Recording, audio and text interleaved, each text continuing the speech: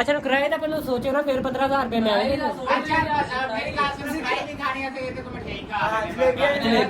जलेबियां ले वो, जलेबियां ले वो।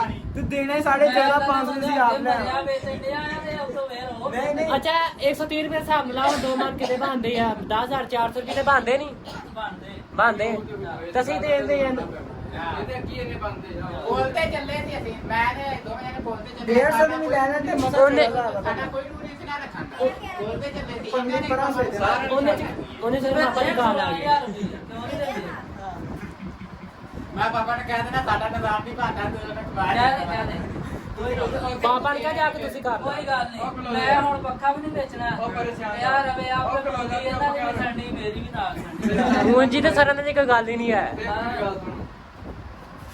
ਅਦਾ ਤੁਸੀਂ ਕਰ ਲਿਆ ਸਰ, ਮੈਂ ਨਾਮ ਨੂੰ ਦੇ ਇਦਾਂ